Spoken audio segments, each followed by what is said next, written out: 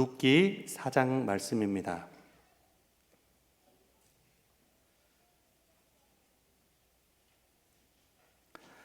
룻기 4장 1절부터 12절 말씀을 한 절씩 교독하도록 하겠습니다.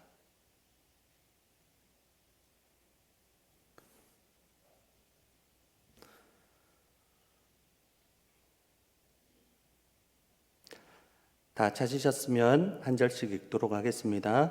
보아스가 성문으로 올라가서 거기 앉아 있더니 마침 보아스가 말하던 기업 물을 자가 지나간지라. 보아스가 그에게 이르되 아무개여 이리로 와서 앉으라 하니 그가 와서 앉으매 보아스가 그 성읍 장로 10명을 청하여 이르되 당신들은 여기 앉으라 하니 그들이 앉으매 보아스가 그 기업 물을 자에게 이르되 모압 지방에서 돌아온 나오미가 우리 형제 엘리멜렉의 소유지를 팔려 함으로 내가 여기 앉은 이들과 내 백성의 장로들 앞에서 그것을 사라고 내게 말하여 알게 하려 하였노라. 만일 내가 물으려면 물으려니와 만일 내가 물으지 아니하려거든 내게 고하여 알게 하라. 내 다음은 나요 그 외에는 물을 자가 없느니라 하니 그가 이르되 내가 물으리라 하는지라. 보아스가 이르되 내가 나오미의 손에서 그 밭을 사는 날에 곧 죽은 자의 아내 모압 여인 룻에게서 사서 그 죽은 자의 기업을 그의 이름으로 세워야 할지니라 하니 그 기업 물을 자가 이르되 나는 내 기업에 손해가 있을까 하여 나를 위하여 물으지 못하노니 내가 물을 것을 내가 물으라. 나는 물으지 못하겠노라 하는지라. 옛적 이스라엘 중에는 모든 것을 물으거나 교환하는 일을 확정하기 위하여 사람이 그의 신을 벗어 그의 이웃에게 주더니 이것이 이스라엘 중에 증명하는 전례가 된지라. 이에 그 기업 물을 자가 보아스에게 이르되 내가 너를 위하여 사라 하고 그의 신을 벗는지라. 보아스가 장로들과 모든 백성에게 이르되 내가 엘리멜렉과 기런과 말론에 있던 모든 것을 나오미의 손에서 산 일에 너희가 오늘 증인이 되었고 또 말론의 아내 모압 여인 룻을 사서 나의 아내로 맞이하고 그 죽은 자의 기업을 그의 이름으로 세워 그의 이름이 그의 형제 중과 그곳 성문에서 끊어지지 아니하게 하매 너희가 오늘 증인이 되었느니라 하니 성문에 있는 모든 백성과 장로들이 이르되 우리가 증인이 되나니 여호와께서 내 집에 들어가는 여인으로 이스라엘의 집을 세운 나엘과 레아 두 사람과 같게 하시고 내가 에브라데서 유력하고 베들레헴에서 유명하게 하기를 원하며 여호와께서 이 젊은 여자로 말미암아 내게 상속자를 주사 내 집이 다말이 유다에게 낳아준 베레스의 집과 같게 하시기를 원하노라 하니라. 아멘. 우리가 잘 알고 있는 룻기 말씀은 그 가장 큰 주제가 구속의 은혜를 보여주는 말씀입니다. 왕이신 하나님께서 죄로 오염된 세상에서 언약을 기반으로 하여서 한 가정을 택하셔서 사랑의 손길을 보여주신 말씀이 룻기 말씀입니다. 오늘 읽었던 룻기 4장 본문의 말씀은 두 남자가 나옵니다. 한 남자는 보아스이고 다른 남자는 엘리멜렉에 가까운 친족입니다. 특별히 이 두 남자가 대조를 이루고 있는 것을 보게 됩니다. 이러한 대조는 기업을 물을 자로서 사랑의 손길을 건네는 보아스를 보게 하는 말씀인 것 같습니다. 그래서 저는 오늘 본문의 제목을 사랑의 손길이라는 제목으로 말씀의 은혜를 나누고자 합니다. 하나님께서는 하나님의 나라로 옮겨진 백성으로 어떻게 기업을 물을 자로 살아가야 하는지 오늘 말씀을 통해 묵상하고 생각해 보시기를 소망합니다. 오늘 본문은 보아스가 성문에 올라가는 것으로 시작됩니다. 보아스는 지금 나오미와 룻의 기업 물을 일을 책임지고 주도적으로 하고 있습니다. 당시 성문은 장로들이 법적인 문제를 처리하는 곳이었습니다. 그리고 공적인 모임의 장소로 쓰기도 했습니다. 보아스는 1절에서 말씀하신 것처럼 성문에 올라가서 앉았습니다. 그러자 더 가까운 친족이 마침 그 앞을 지나가는 것입니다. 보아스는 그 가까운 친족을 공적인 자리로 불러서 앉힙니다. 그런데 재미있는 것은 보아스가 그를 부를 때 아무개요 라고 부르고 있습니다. 루키 저자는 이 사람 이름을 기록하지 않습니다. 그냥 아무개라고 말하고 있습니다. 무명의 이름으로 남겨둔 것입니다. 그리고 보아스는 장로들 10사람을 초청합니다. 여기서 장로들은 증인의 역할을 하고 있습니다. 장로들이 오니까 보아스는 기업 무르는 것에 대한 법적인 절차를 시작합니다. 그리고 친족에게 자신의 안건을 말합니다. 오늘 본문 3절, 4절에 말합니다. 이 3절, 4절에 말하는 말씀을 쉽게 말하면 보아스가 아무개를 향해서 말합니다. 그대가 나오미 가정에 기업 물을 자 1순위가 되는 사람인데 만일 그대가 원하지 않는다면 2순위인 내가 그 일을 하겠다라는 것입니다. 지금 보아스는 친족으로 땅을 살 수 있는 권리를 확인하고 있습니다. 우선적으로 권리가 있는 아무개에게 묻습니다. 기업 물을 자로서 그 책임을 질 것인지를 질문하고 있는 것이죠. 그가 거절하면 보아스에게 기회가 넘어오게 됩니다. 그런데 그 아무개가 보아스의 설명을 듣더니 자기가 그렇게 하겠다고 말합니다. 기업을 무르겠다고 말하고 있는 것입니다. 그래서 보아스는 기업을 무른다는 그 아무개의 말을 듣고 아무개가 지금 모르고 있는 것을 분명하게 알려주고 있습니다. 오늘 본문 5절 말씀입니다. 같이 읽어보도록 하겠습니다. 보아스가 이르되 네가 나오미의 손에서 그 밭을 사는 날에 곧 죽는 자의 아내 모압 여인 누덱에서 사서 그 죽은 자의 기업을 그의 이름으로 세워야 할지니라 하니 그것은 그 밭을 살 때 수원의 의무를 다해야 한다는 것입니다. 만약에 그가 기업을 무르기 위해 밭을 살 경우에는 룻과 결혼해서 엘리멜렉의 가문으로 아들을 낳아야 할 책임에 대해서 말씀하고 있는 것이죠. 그러면 그 아들은 죽은 사람의 대를 이어서 그 밭의 상속자가 될 것입니다. 아무개는 이 이야기를 듣고 굉장히 놀랐을 것입니다. 자신의 밭을 살려고 했는데 밭을 살 경우에는 가부가 된 모압 여인 룻까지 맡아야 한다라는 것입니다. 처음에는 나오미의 존재만 생각하고 그래서 나오미가 나이가 많으니까 아이를 낳을 수 없을 거야. 땅만 사면 되는 거라고 생각했을 것입니다. 그래서 자신이 기업을 무르게 되면 나오미는 늙어 아들을 낳을 수 없으니 그 땅은 자연히 자신의 것이 될 것이라고 생각했을 것입니다. 그런데 이제 모압 여인 룻이 있다라는 사실을 알게 되었습니다. 아무개는 생각해 봅니다. 그리고 나서 대답하는 것이죠. 6절입니다. 그 기업 물을 자가 이르되 나는 내 기업에 손해가 있을까 하여 나를 위하여 무르지 못하노니 내가 물을 것을 네가 물으라 나는 무르지 못하겠노라 하는지라. 그의 대답은 분명히 말합니다. 뭐라고 말하고 있죠? 못하겠다라는 것입니다. 그는 2번이나 자신은 무르지 못하겠다고 말하면서 자신이 할 수 없음을 강조하고 있습니다. 처음에는 하겠다 하고 지금은 싫다고 꽁무니를 빼고 있는 것입니다.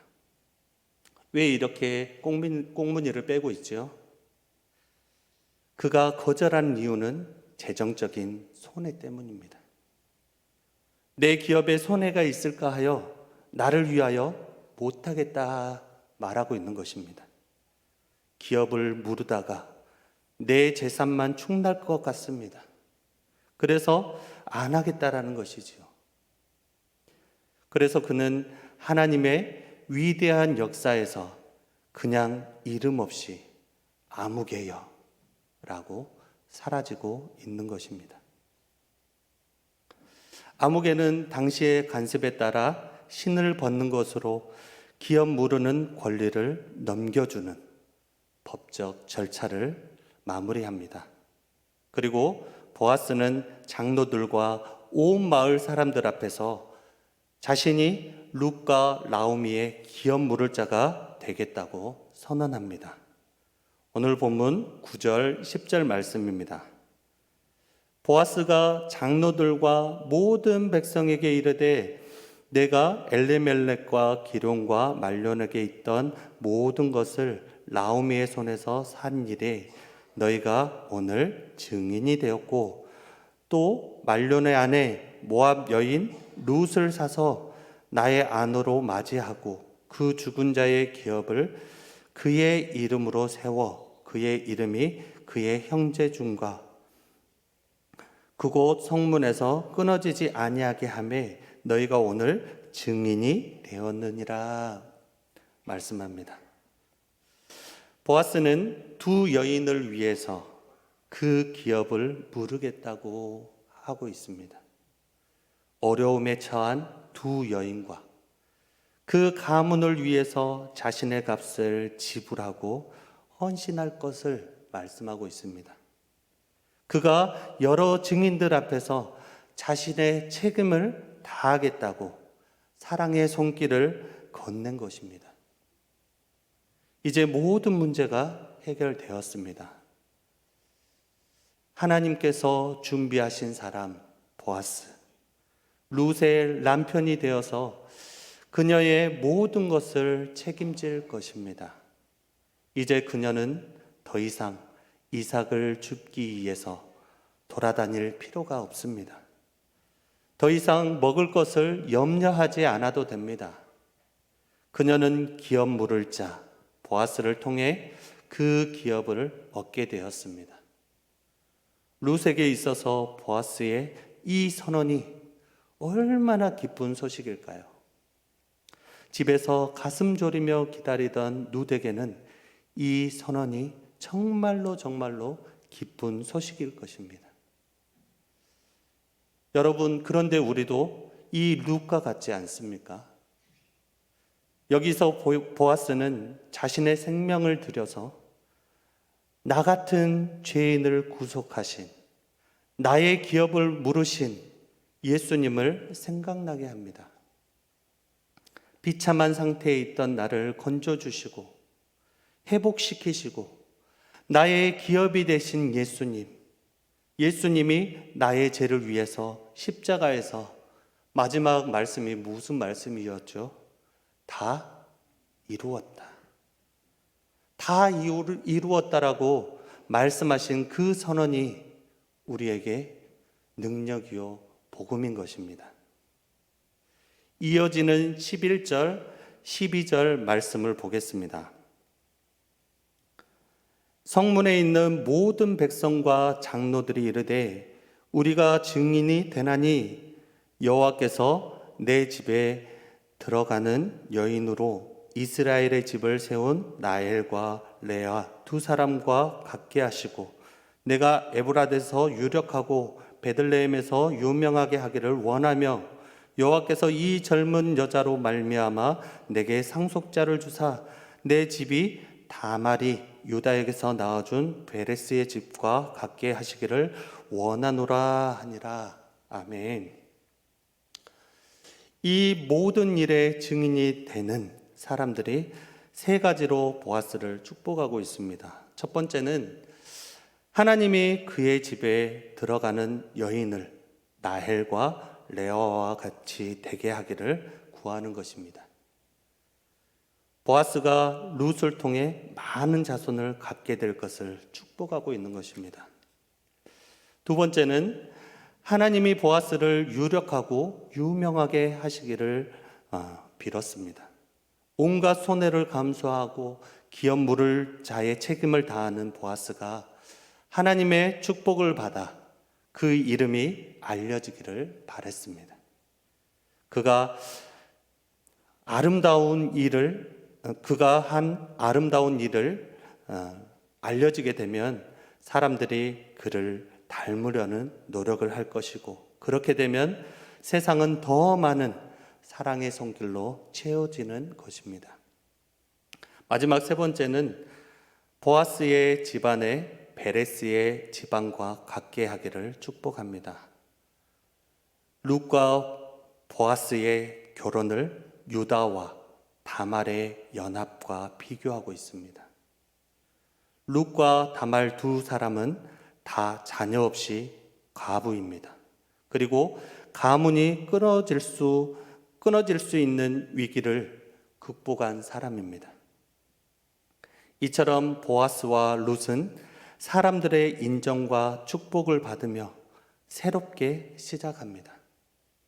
결국 이 둘을 통해 다윗의 집이 세워지고, 궁극적으로는 메시아가 그 후손으로 말미암아 이 땅에 오게 되는 것입니다.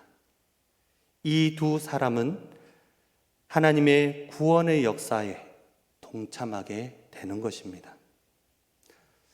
그것은 우리가 하나님의 역사에 동참하기 위해서는 내게 이익이 있나 없나 그것만을 따지는 것이 아니라 다른 사람의 유익을 위해서 나의 책임을 다할 때 우리는 하나님이 하시는 일을 경험할 수 있는 것입니다. 영원히 남는 하나님의 역사에 동참할 수 있는 것입니다.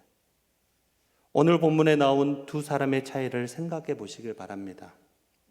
한 사람은 자기의 이익을 우선적으로 생각했습니다. 그 말을 듣고도 이게 내게 유익이 있을까 없을까 그것을 생각했습니다. 그리고 자기 재산에 손해가 생길 것을 알고 그 책임을 회피했습니다. 그에게는 자신의 가난한 친족에 대한 동정심이나 연민도 없었습니다. 기업 물을 자로서의 책임감도 없었습니다. 그는 머리를 굴려서 계산했고 마이너스 결과가 나온다는 것을 알았을 때 거기에서 발을 뺀 것입니다. 하지만 보아스는 그 반대였습니다. 우리가 지금까지 룻기를 읽어오면서 알 수 있듯이 보아스는 계속해서 풍성한 사랑을 베푸는 사람입니다. 그는 기업 물을 자로서의 책임을 받아들였습니다. 그래서 희생적으로 자신의 책임을 감당했던 것입니다. 값을 지불하고 밭을 사서 엘리멜렉과 말론의 유산으로 남기게 했고, 모압 여인으로 말미암아 그 이름을 이을 아들을 양육하고 이렇게 살아가게 되는 것입니다. 이것이 결코 쉬운 일이 아닐 것입니다. 그런데 보아스는 자신보다 다른 사람의 유익을 위해서 희생적으로 기업을 물을 자의 책임에 헌신했던 것입니다. 그랬기 때문에 보아스는 메시아의 가문에 이름을 남겼고 그 이름이 하나님의 역사에 영원히 기억되게 되었습니다. 오늘날 우리는 계산이 빠른 세상에 삽니다. 사람들은 빠르게 계산합니다. 이것이 내게 유익이 있을까 없을까? 특별히 경제적인 유익이 있을까 없을까? 그것을 많이 생각하고 고민합니다.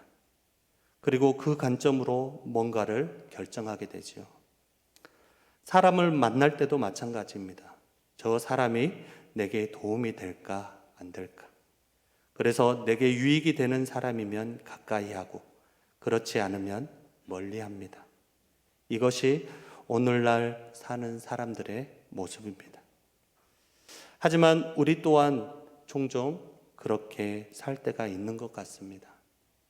하나님의 역사를 경험하며 그 역사에 동참할 수 있는 일을 재정적인 손해를 먼저 생각하기 때문에, 아니면 뭔가 불편함이 있기 때문에, 내가 감수해야 할 불이익이 있기 때문에, 나의 편안함과 유익 때문에 그냥 포기하고 있는 것입니다.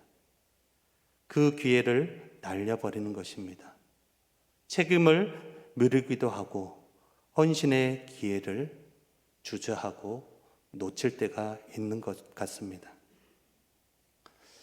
만약 우리가 나의 이익만을 생각해서 매사에 결정한다면 우리는 하나님의 위대한 역사에 동참할 수 없을 것입니다. 오늘 본문에 나오는 아무개처럼 엄청난 기회를 놓치게 될 것입니다. 이 사람이 자기가 한 결정이 어떤 결과를 낳았는지 훗날에 알게 되면 크게 땅치고 크게 후회할 것입니다.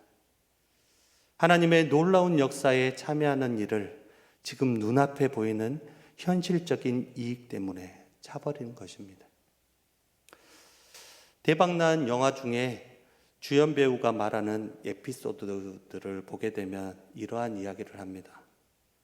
원래 주연으로 자신이 아니라 다른 배우에게 먼저 출연 제의가 있었다라는 것입니다.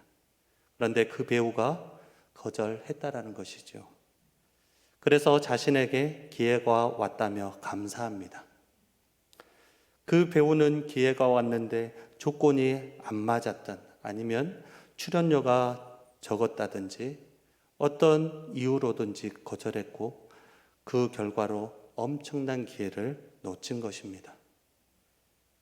영화가 성공한 소식을 들을 때 그 자신은 그의 선택을 후회할 것입니다. 하지만 이것은 하나님의 역사에 동참하는 것과 비교하면 아무것도 아닐 것입니다. 왜냐하면 하나님의 나라의 일은 영원토록 남겨지는 일이기 때문입니다. 그래서 우리는 하나님의 역사에 동참하기 위해서 때로는 희생을 무릅쓰고 때로는 손해를 감수할 수 있는 것입니다.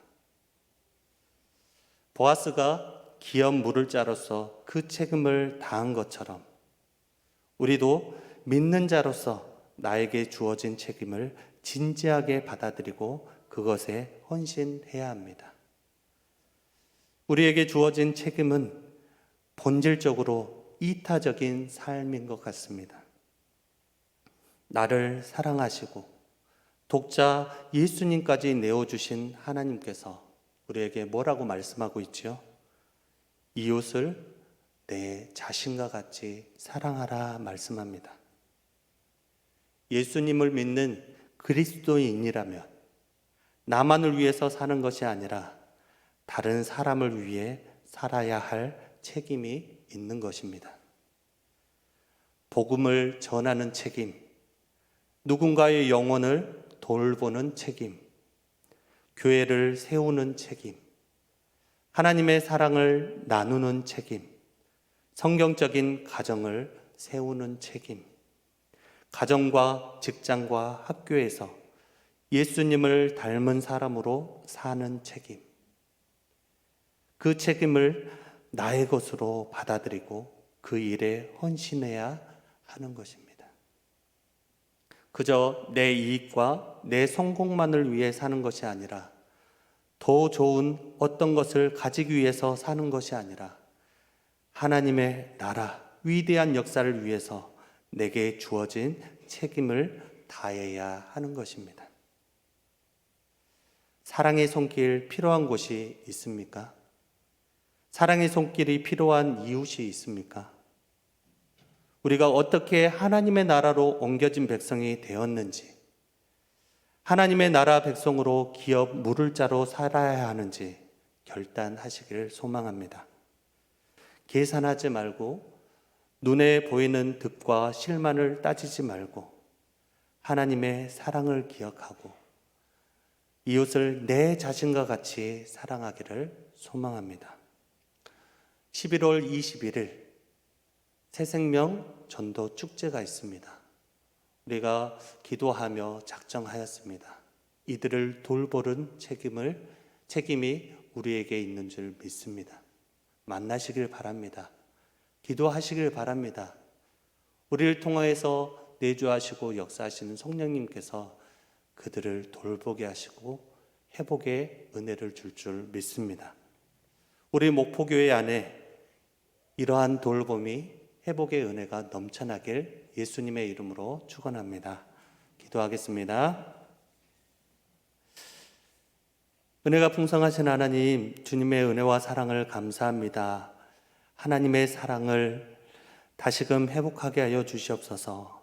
예수 그리스도께서 우리의 죄를 위하여 십자가에 죽으시고 3일 만에 다시 살아나셔서 우리의 죄를 속량하심으로 말미암아 하나님의 나라로 옮겨진 백성으로 살아가게 하여 주시니 감사합니다. 주님께서 밟으셨던 그 발자취를 우리도 닮아가고 따라가게 하여 주시옵소서. 사랑의 손길을 건네주셨던 그 주님의 모습을 닮아가게 하여 주시옵소서. 그래하여서 돌보고 회복하는 은혜가 우리 안에 선하게 일어날 수 있도록 주님 인도하여 주시옵소서. 특별히 우리만을 생각하고 하나님 눈에 보이는 득실만을 생각하고 책임을 회피하고 있는 우리의 모습은 아닙니까? 다시금 말씀 앞에 결단하게 하여 주시옵시고 주님이 우리를 향하신 계획하심 따라 기쁨으로 순종하는 우리의 모습이 되어질 수 있도록 인도하여 주시옵소서. 감사하며 걸어가신 예수님의 이름으로 기도합니다. 아멘.